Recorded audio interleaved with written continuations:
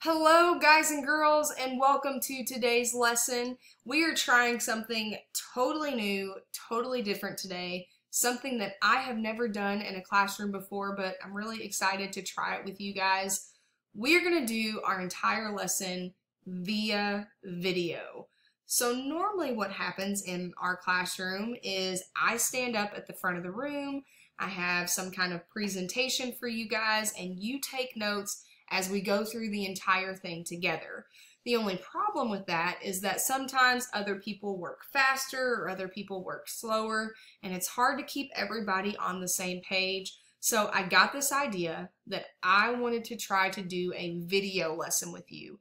And what's really great about this is now we can all work at our own pace. So if at any point you feel like you need to pause the video or rewind the video to rewatch something, totally do that. That's awesome if you do that. And if you're not sure how to pause the video or rewind, raise your hand. I will come show you how to work the controls on here so that we can all learn in a way that works best for us. So with that being said, you should have already glued your foldable in your notebook. And if your notebook is not open to your foldable, I would like for you to do that now. Today we're talking about something that we haven't talked about yet this year, but based on your all's pre-tests that we took last week, it seemed like most people at least had some idea of what this is. And we're actually going to be talking about something called plot. Before we dive in, I do want to talk about our learning target. So this is like our goal for the day. Before you leave the doors today, this is what I want you to be able to do. It says, I can define and identify the elements of plot structure. That's our goal for today. And then for our success criteria, today I'm going to be learning about the 5 elements of plot structure. And I will know I'm successful when I can read a story and successfully identify all 5 elements. We are going to be reading a story at the end of this lesson today. And so your goal is to be able to, after you read the story, identify the 5 elements of plot structure in that story. So before we can talk about the 5 elements, we need to know what in the world plot is. Plot's pretty simple. It is actually the events that take place in a story. So anytime that you read a book or you watch a movie, everything that happens in the story is the plot. It's the beginning, the middle, and the end. It's the story itself. I want you to do me a favor, and you don't have a place for this in your notes, so you'll have to do it on another sheet of paper in your notebook. But I want you to take a second, and I want you to think about your favorite book or your favorite movie. Favorite book, favorite movie. If you don't have a favorite book or a favorite movie, just think about a book or a movie that you really like, or one that you watched in the last week. When you have a book or a movie in your mind, I want you to take your finger and touch your nose. Seriously, touch your nose. I'm watching. After you have a book or a movie in mind, I want you to take a second and pause this video, and somewhere in your notebook on a piece of paper, I want you to write 2 or 3 sentences that tells me what that book or that movie is about. So go ahead and pause the video, 2 to 3 sentences that tells what the book or what the movie is about. Congratulations, you just told me the plot or the story of your favorite book or your favorite movie. Every movie you've ever watched, every book you've ever read, every TV show you've ever watched has a plot. A beginning, a middle, and an end. The plot is just what the story is. There are 5 different elements to plot, and they are all on this plot map. Down here on the left-hand side, we've got the exposition, we've got the rising action, the climax, the falling action, and the resolution. And a lot of times when we talk about plot, we also talk about a plot diagram or a plot map, which is what you see here. And throughout the next couple of days as we're working on this, you guys will be filling in some plot diagrams. And so today we're just going to be talking about what each of these elements is. And as I'm going through these, you will need to take notes in your foldable. The first element of plot is called the exposition. The exposition is the beginning of the story, and it has some important elements in it. It tells us who the characters are, so who the people are in the story. It gives us the setting of the story, so where the story takes place. And it also gives us important background knowledge. So if there's something that we need to know about the story, maybe before it actually starts in the book or in the movie, we're going to get that knowledge as well in the exposition. This would be one of those places where you need to pause the video and write this down in your notebook. You guys know by now that I enjoy scary movies. I enjoy scary books. So to give our examples today, we're going to be talking about one of my favorite genres, which is horror. So let's say, for example, we were watching a scary movie and we were trying to figure out what the exposition is. In a typical scary movie, you might have the characters be like a family, and the setting is this creepy new house that the family just moved into. And then for the background knowledge, we might find out that maybe this family just had some kind of hardship that they went through. Maybe they had to move because they were running out of money or something like that. And they find this new house, and things usually seem too good to be true. And then maybe the family finds out that something bad happened in the house before they moved in. That would be the exposition of the story. The characters, which would be the family, the setting is their creepy new house, and the background knowledge is maybe why they had to move to the house to begin with, or maybe what happened in the house before they moved there. After the exposition, we are moving right up our plot map into the rising action. During the rising action, the characters are faced with a problem known as the conflict. Make sure you pause this video and take that down in your notes. One thing that I noticed when I was grading your all's pre-test is that a lot of people didn't realize that during the rising action is where most of the story takes place. So a better way to look at a plot map would be kind of like this one. You can see in the rising action how it goes up and down and up and down and up and down. That's because in most stories, that's how the rising action works. Things get really exciting and then they kind of calm down, and they get really exciting and things kind of calm down, all leading up to the very top of the plot map called the climax. So remember, in most stories, most of the story happens during the rising action. You don't actually get up here to the climax till the very end of the story. So let's go back to our scary movie example. We found out that there's this family, they've moved into this new creepy house. During the rising action, that family is going to start facing some problems. Like maybe they start to hear some weird, creepy noises in the house, things that can't be explained, objects are being moved when no one's around. They might find some like creepy old pictures hidden in the basement. And we find out that the conflict is that the house is haunted. The house is haunted and things are not looking good for the family. That leads us to the very top of the plot map called the climax. And the climax, we call it the high point in the story, and that's where the character comes face to face with the problem. Usually during the climax, you're going to be left on the edge of your seat because you're not really sure what's going to be happening next. You're biting your fingernails, you don't know what's going to happen.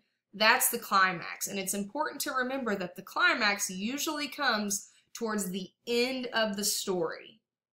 This would be another great place for you to pause the video and take these notes down. So remember, we're talking about a scary movie as our example. The climax in the scary movie is when the family actually comes face to face with the ghost. This is where things are usually going crazy in the house. The family's trying to get out, but you don't know if they're going to make it. You're on the edge of your seat because you don't know if the family's going to make it out or not. They're face to face with the problem, which is the fact that their house is haunted. The next part of our plot map is called the falling action. So the falling action is right after the climax, and it's when the conflict is resolved and the story starts to come to a close. So this is where things are starting to wind down in the story. This would be another great place for you to pause the video and take some notes. So if we're using our scary movie example, during the climax, we don't know if the family's going to make it out of the house or not. During the falling action, the family makes it out. The sun rises. It's a beautiful day. They're driving away from the house, and we know that the family is going to be safe. That would be the falling action of the story. And that leads us to the very end of our plot map, which we call the resolution. And the resolution is the way that the story ends. This would be another great place for you to pause the video and take those notes. People seem to think that the resolution always has to be a happy ending, like in a fairy tale, but that's not always the case. The resolution is however the story ends. So in a scary movie, we might see the house as the family's driving away, and you think everything's going to be okay, but then we see inside the house that the ghost is actually still there. That would be the resolution, the way that the story ends. Now that we have talked about all of the elements of the plot map, we are going to do a practice activity. So in front of you, you should have a story that I'm going to be reading to you, and then we're going to practice putting the parts of this story on the plot map. The story is called Don't Pee in Holes. I'm going to read it to you. Please make sure that you are following along on your paper, reading to yourself as I am reading out loud. Don't Pee in Holes by Jeremy Byrne. Squeezing my legs together was working no longer. I had to go through with it. The white concrete block building with large gray metal doors seemed so intimidating. Barely able to read, I was looking for a red figure without a dress. Years had passed since someone painted him on, but I was sure that this was the right door to the dreaded ballpark restroom. Was someone inside? Should I knock? Should I just go in? The pressure was mounting. I needed to act. As I grabbed the silver doorknob, it frightened me because it was so cold on the hot summer day.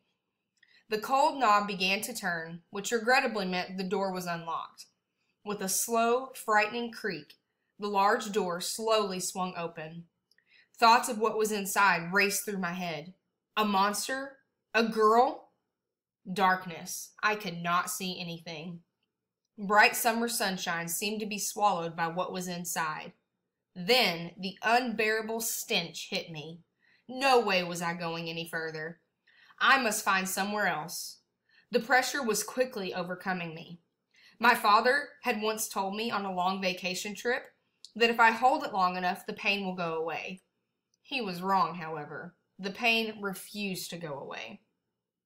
Quickly, I raced behind the building, out of sight from everyone, fumbled with my zipper, and the feeling of relief overcame me. I felt like I could pee forever. I started writing my name when I noticed a small hole in the ground. I always liked targets. My aim was on that day, and I filled the hole up. Zipping up with a feeling of accomplishment, an unusual noise filled the air. It was not the usual ping of aluminum bats or the umpire belting out a called third strike. This was an eerie buzzing noise that was growing louder by the second. From the hole swarmed wet, mad Yellow Jackets. I ran for my life. The Yellow Jackets were not to be outrun. My recollection of the day becomes a little blurred at this point. Jumping, kicking, and yelling in agony, my parents' black pickup was my destination. I remember the insects being actually embedded in my clothing, which my mother and another brave soul quickly took off of me because I was continuing to be stung. Later at the hospital, the total sting count was 32. Later research into Yellow Jackets revealed that they are responsible for many deaths each year in the United States. Most are due to allergic reactions, but some are due to incidents like mine that lead to an overwhelming amount of venom from numerous stings. Luckily, I was not allergic. My advice to you is, don't pee in holes. Alright guys and girls, so what we're going to do now is I actually want you to turn back to the foldable in your notebook. And on the screen, you should see all the different parts of the plot map. but they're in the wrong order. So on the screen, we've got the exposition, the rising action, the climax, the falling action, and the resolution from Don't Pee in Holes, but they are all jumbled up. So what I want you to do on the inside of your foldable, on the back of the tab, is write the letter for what you think each of these belongs to. So letter A says, the narrator hears a strange buzzing fill the air. Before he realizes what has happened, he is being swarmed by yellow jackets. So I want you to take a look at your foldable, and you might need to pause the video so you can read your definitions again. But write the letter A on the tab of what you think this belongs to. So is it the exposition, the rising action, the climax, the falling action, or the resolution? Letter B says, the narrator learns a valuable lesson. Don't pee in holes. We're going to do the same thing, so if you need to pause the video, you can. But put the letter B on either the exposition, the rising action, the climax, the falling action, or the resolution. Letter C, the boy's mother takes off his clothes and rushes him to the hospital. Is that the exposition, the rising action, the climax, the falling action, or the resolution? Put the letter C on what you think it belongs to. Letter D says the narrator is at the ballpark and finds himself at the restroom. So put the letter D either on the exposition, the rising action, the climax, the falling action, or the resolution. And letter E, he really needs to use the bathroom, but he is afraid, so he finds a place to go outside. Is that the exposition, the rising action, the climax, the falling action, or the resolution? Go ahead, make sure that if you need to, you pause the video and put these letters on the tab where you think they belong in your notes. All right, before we move on, we are going to be checking our answers. So I'm going to show you what the correct answers to this are.